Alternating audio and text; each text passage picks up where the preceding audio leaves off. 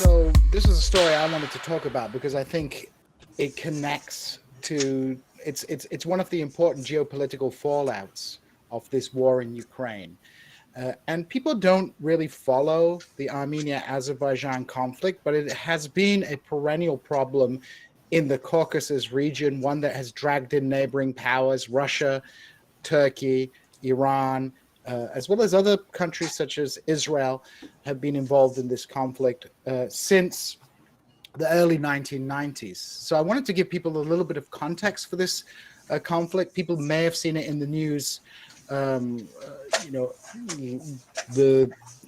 nearly 2 years ago now, when this conflict sort of became hot again after kind of a period of stasis in which you had periodic border clashes between Armenian and Azeri forces, but the main lines of and zones of control remained unchanged from the early 1990s. So to give people the background, as the Soviet Union began to collapse, you saw the Soviet Union breaking up along ethno-national lines, and more specifically, along the lines of Soviet socialist republics. And this was the highest form of ethnic or national autonomy that existed within the Soviet Union. But within this system, there were other regions that had a lesser form of ethnic autonomy. People might, of course, know about Chechnya, which, although part of the Russian Soviet Republic, was an autonomous region within there. People might know about South Ossetia in Georgia, another autonomous region, but within Georgia. And when the Union broke up, you had a lot of conflict over these kind of ethnic units that existed. And one of these conflicts was over the region of Nagorno-Karabakh. When the Soviet Union was formed, the population of the Caucasus region were living interpenetrated. There were, it wasn't easy to draw boundaries around these regions, but Soviet planners, of course, attempted to do so. And the result was you had an Armenia created and you had an Azerbaijan created, but you had this predominantly Armenian enclave within Azerbaijan, Nagorno-Karabakh. The lowlands of Karabakh were predominantly Azeri and Muslim, but the highlands, which were economically connected to Azerbaijan, were predominantly Armenian, and they were given a kind of special status within the Republic of Azerbaijan. So when the Soviet Union collapsed, there was a fight over possession of this region, and the Nagorno-Karabakh Armenian population basically declared themselves an independent state. There was a war between Armenia and Azerbaijan, and basically the Armenians were victorious.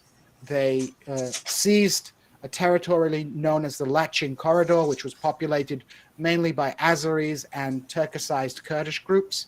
They seized this region and they connected up main Armenian territories with Nagorno-Karabakh, which was acted as a kind of a breakaway republic. And this conflict was basically frozen.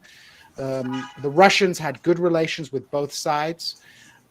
And for decades, neither side really had a reason to compromise. The Armenians didn't want to compromise because they were in a superior military position. They had seized territory, they controlled the Nagorno-Karabakh region, and they controlled a land bridge to Nagorno-Karabakh. Meanwhile, the Azeris, they had time on their side in the sense, A, they had a much larger population. I think Azerbaijan is about 11 million, Armenia is about 3 million. And also, Azerbaijan was becoming increasingly wealthy because of oil. And you'll see the Azeris had good relations with the Russians, but they also paid off many, many American politicians. They had a lot of Henry Sellier, this Texan guy was like Cuellar. Cuellar. Henry Cuellar is like one of the big recipients of Azeri largesse. I think Rudy Giuliani was involved in some Azeri. Jennifer Lopez play a concert for an Azeri leader's birthday or his son's? That sounds quite plausible too. Azerbaijan kind of basically emerged as a kind of oil dictatorship under the Aliyevs. And of course, one of the key legitimization tools of the Aliyev regime has been to play on a revanchist nationalism vis-a-vis the Armenians.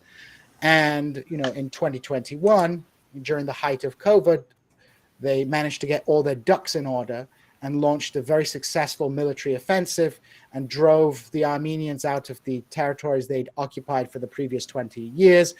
And the conflict only came to an end with a kind of Russian brokered agreement, and Russia sent in peacekeepers.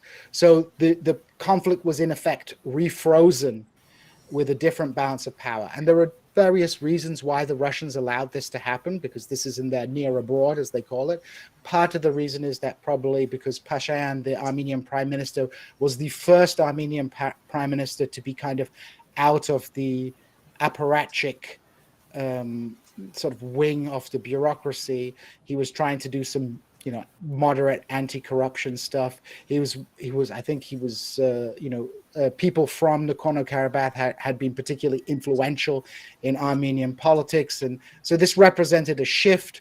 And so the Aliyev regime, with the support of Turkey, with the support of Israel, and interestingly enough, the support of Iran, which has traditionally not had a favorable policy towards Azerbaijan, because for various historical reasons, the Azeris have several territorial claims, or at least Azeri nationalists make claims to certain territories in Iran, and Iran actually had supported Armenia during the early phases of this conflict in the 1990s.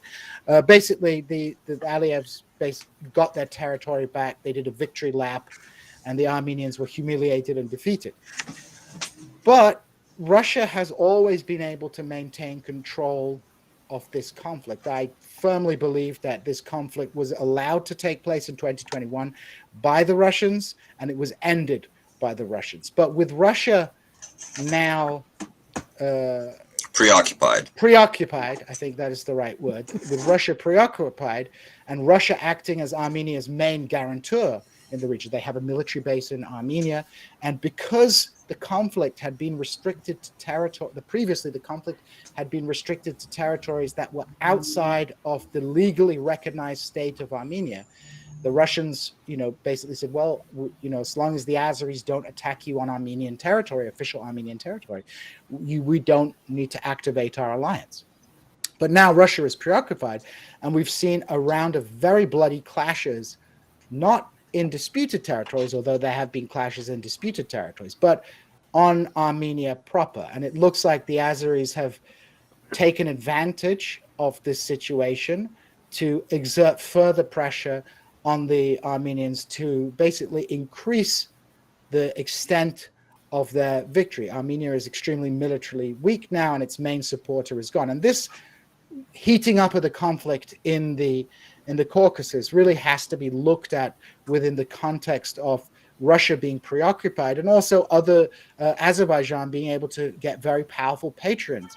The Turkish military industrial complex has made an enormous amount of money selling weapons to Azerbaijan, and also most famously the drones. The drones, yep, the Bayraktar drones, which are not as effective as people think, but but also the Israelis have been supplying the Azeris with weapons as well. So the Armenians, and both Armenia and Azerbaijan have a kind of relationship with Russia, but Azerbaijan has thrown a lot of money around in the West. So the Americans really don't have this kind of influence that they have in other parts of the world in Azerbaijan. And this is really, I would say, a concerning development, because the breakdown of Russian authority is having destabilizing effects across the former Soviet bloc, because Russia often acted as a kind of both sides guarantor in former Soviet republics that had conflicts with one another. So, Gene, let me ask you a question. Sure. What's the extent that the United States would want to use this as a point of weakness to create a flank of contention within the Russian sphere to further exacerbate a kind of geopolitical downward spiraling for the Putin administration? I think I think we might see the Americans try to play I think that smartest move by the United States might actually be to try to step in as Armenia's guarantor. Right. But that will put them at odds with Turkey.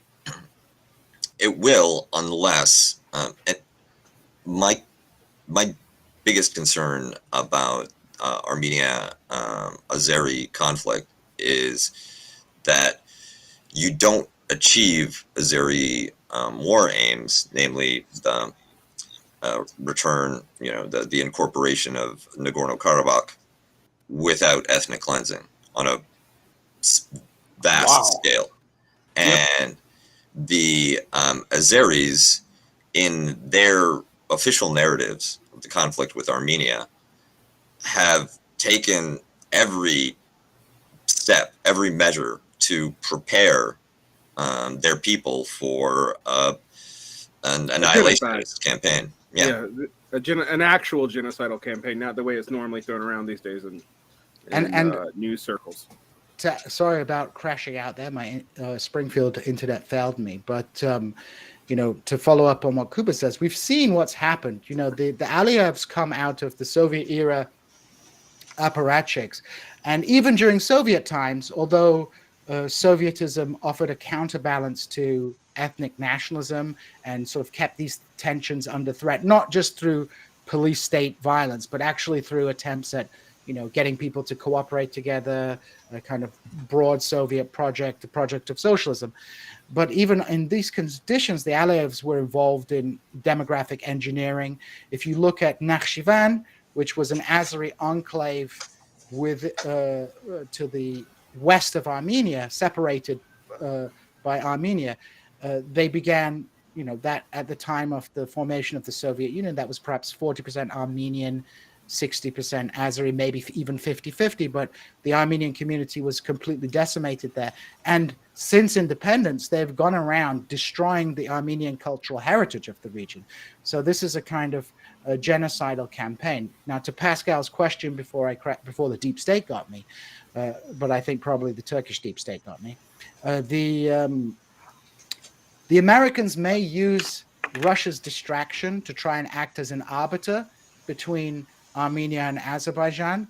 There are good reasons for why they might want to do this. Obviously, getting into the Russian sphere of influence and sort of trying to solve a problem in Russia's near abroad while Russia can't intervene could be one reason. But also they have pull with both sides. The Azeris have, just like the Kazakhs, the Azeris have good relations with Russia, but they have good relations with the American elite. And of course, as I'm sure everybody's familiar, there's a very powerful and influential Armenian community in the United States. They have a very sophisticated lobbying organization in the United States. So there are potential, and of course, Turkey and Israel, who have been Azerbaijan's big backers, are American, largely within the American and NATO orbit. So this could present an opportunity. I believe they dispatched Nancy Pelosi to try and sort the problem out. So perhaps maybe they're not taking it that seriously. But I think it's an interesting question. We'll see how it shakes out. But certainly this could present a diplomatic opportunity for the United States to project their influence into a region from which they've hitherto been largely excluded, or at least been a secondary player. Because at the end of the day, Armenia and Azerbaijan, care a lot about what Russia thinks, because Russia is right next to them. But obviously, Russia is in no place at the present time to really intervene into the Caucasus. Thank you for watching. Please don't forget to hit like and subscribe on your way out. You can catch the live stream of This Is Revolution every Tuesday through Thursday at 6 p.m. Pacific Time and Saturday, 9 a.m. Pacific Time. This is Revolution.